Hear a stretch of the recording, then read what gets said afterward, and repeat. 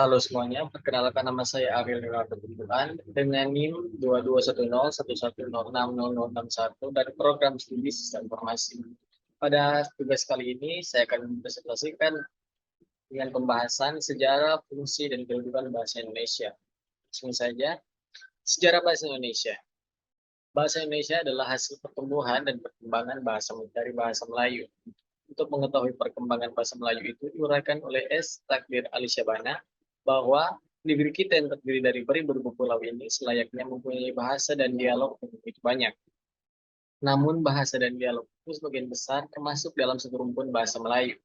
Sedangkan sebagian lagi termasuk dalam rumpun yang lebih besar, yaitu rumpun bahasa Austronesia dan bahasa Melayu Polinesia. Adapun beberapa faktor pendukung bahasa Melayu diterima sebagai bahasa Indonesia adalah satu, luasnya pemakaian bahasa Melayu dilihat dari bahasa Melayu yang diterima karena bahasa Melayu ternyata sudah dipakai sebelum abad ke-20 sebagai bahasa perantara atau binuan peraka yang tidak hanya dipakai di Nusantara, tapi juga digunakan di sebagian besar daerah Asia Tenggara. Kedua, diterimanya penggunaan bahasa Melayu dalam sastra. Faktor kedua ini diterimanya bahasa Melayu sebagai bahasa Indonesia karena banyak digunakan dalam hasil-hasil sastra, baik bahasa Melayu rendah maupun tinggi. Pesadi mengungkapkan bahwa sejak abad ke-19 sudah banyak hasil-hasil sastra bahasa Melayu yang ditulis orang-orang yang berasal dari Kepulauan Riau dan Sumatera. Hasil-hasil sastra itu kebanyakan ditulis dengan bahasa Melayu tinggi.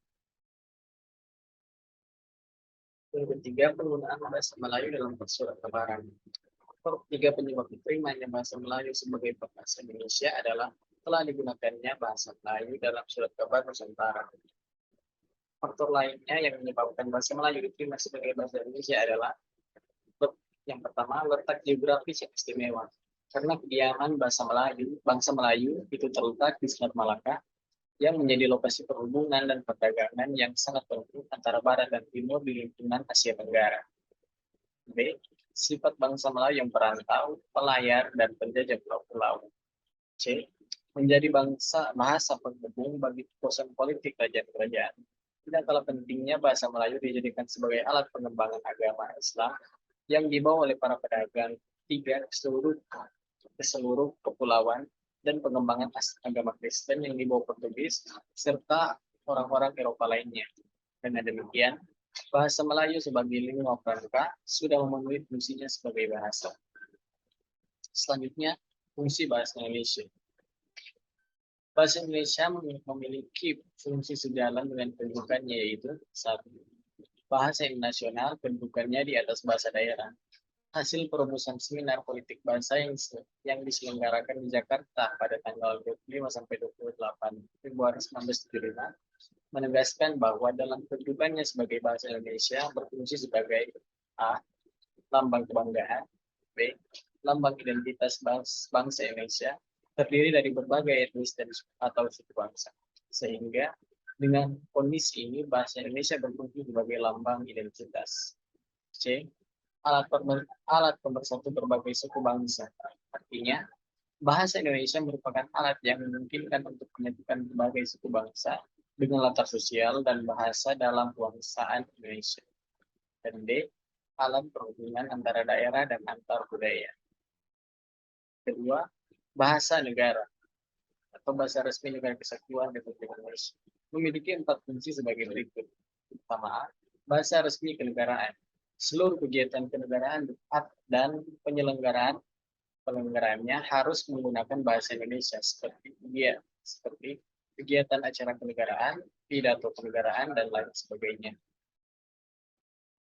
B.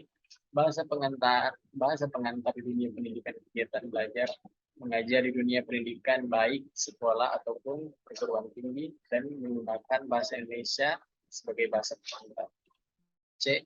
Alat perhubungan pada tingkat bahasa Indonesia sebagai alat perhubungan untuk kepentingan perencanaan pembangunan serta kepentingan pemerintah. Dan D.